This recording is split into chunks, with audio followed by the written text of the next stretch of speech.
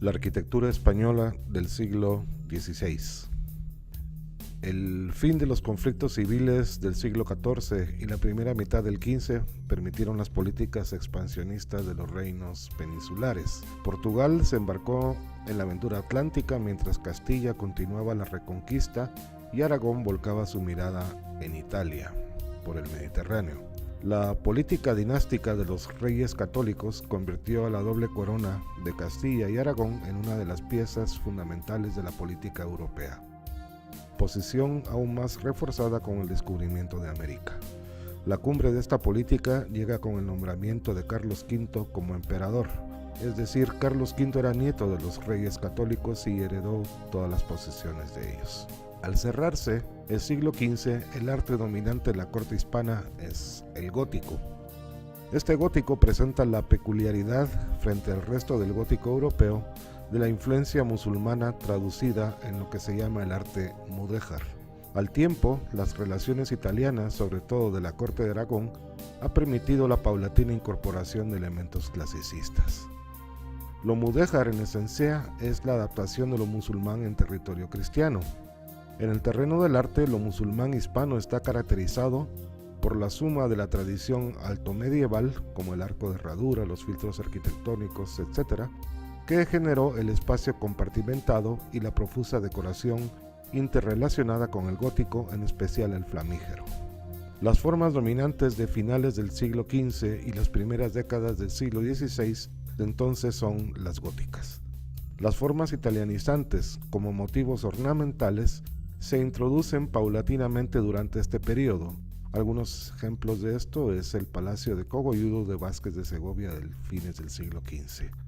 A partir de la década de los años 1520, el lenguaje clásico va robando el protagonismo al gótico. Se publica Sagredo, por parte de Sagredo, Las medidas del romano. Por otro lado, la estancia de Francisco I, rey francés, en Madrid, las campañas del emperador en Italia, la construcción del Palacio de Carlos V en Granada, como otros ejemplos. Entonces podemos empezar a hablar de prerrenacimiento en la península ibérica, esencialmente en España. La primera de las escuelas de este prerrenacimiento en España es la Escuela de Valladolid. La ciudad de Valladolid es una antigua ciudad castellana donde los reyes católicos habían asentado la Cancillería Real. Esto hizo aumentar la obra edilicia y atrajo a los grandes maestros de Castilla. Un ejemplo destacado de esta escuela de Valladolid es el convento e iglesia de San Gregorio. Por parte de la necesidad de funcionalidad motiva la creación de los colegios por parte de los reyes católicos. San Gregorio, fundado por iniciativa de Fray Alonso de Burgos, es un edificio tardogótico. En la fachada que vemos aquí en esta foto hay un arco conopial mixtilíneo y la decoración es profusa y atectónica. La obra fue construida por Juan Guas y Simón de Colonia entre 1488 y 1496. En la actualidad es el Museo Nacional de Escultura de España. En esta foto del claustro interno podemos ver las arcadas de los portales, una sencilla en la parte inferior y con ventanas dobles en la superior. La de abajo tiene más influencia italiana, es decir, renacentista, mientras que la de arriba sigue siendo totalmente gótica. La iglesia y colegio de San Pablo, terminados a finales del siglo XV, presenta en fachada una disposición típica del tardogótico, con algunas novedades clasicistas como el frontón de coronamiento en la parte superior.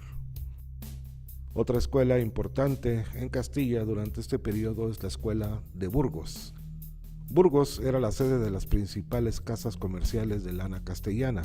El éxito de este comercio a fines de la Edad Media quedó simbolizado con nuevas intervenciones edilicias en la ciudad, en especial la conclusión de la catedral, que era gótica. La última fase de esta catedral estuvo asociada durante décadas a la familia de apellido Colonia. Simón de Colonia, que murió en 1511, termina las estructuras tardogóticas, mientras que su hijo Juan de Colonia, que murió en 1562, ya introdujo formas clásicas en la composición. La Escuela de Segovia, otra de estas escuelas castellanas de este periodo, En Segovia, durante el reinado de Enrique IV, rey de Castilla, y los inicios del de su hermana Isabel, la católica, había sido asiento habitual de la corte. A esto se unía la importancia de la producción lanera, de la cual Segovia era un centro de los más importantes. El resultado fue una intensa actividad constructiva durante las últimas décadas del siglo XV. Aquí presentamos un ejemplo un tanto atípico de una casa construida en este periodo, la Casa de los Picos, que es una estructura simbólicamente fortificada y una decoración basada en el horror vacui. Estos picos que forman la fachada están construidos en piedra. Sin embargo, en la parte superior de la casa encontramos una serie de canecillos, que son esas pequeñas ménsulas que sostienen una cornisa muy pequeña como remate. Este es un detalle ya típicamente renacentista en esta casa. Pero la edificación más importante de este periodo en Segovia es la catedral. En 1525, tras la destrucción provocada por la revuelta de los comuneros, una revolución que se dio en Castilla a partir de 1520 a 1524, fue necesario reconstruir la catedral en una nueva ubicación.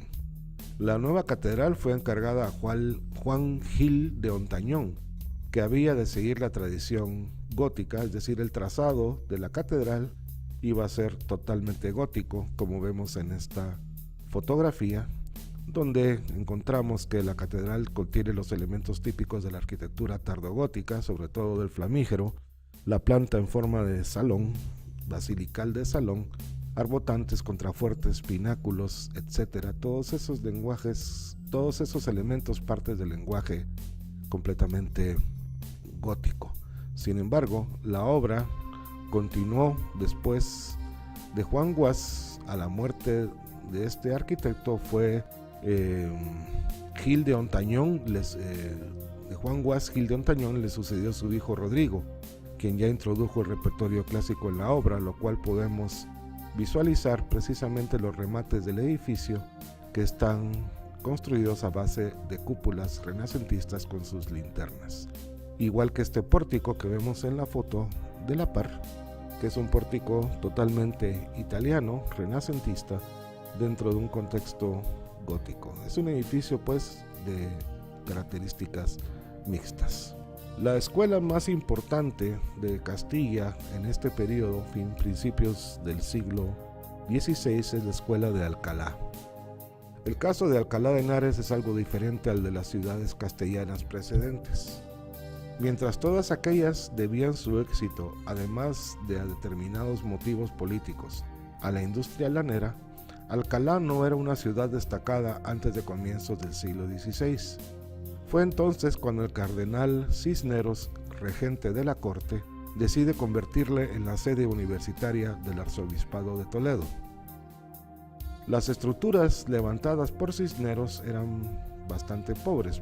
Estamos hablando de la Universidad de Alcalá de Henares. Eran construcciones hechas en ladrillo y con decoraciones en yesería.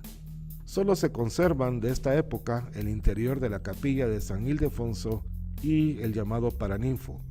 Todo lo demás fue modificado con el paso del tiempo.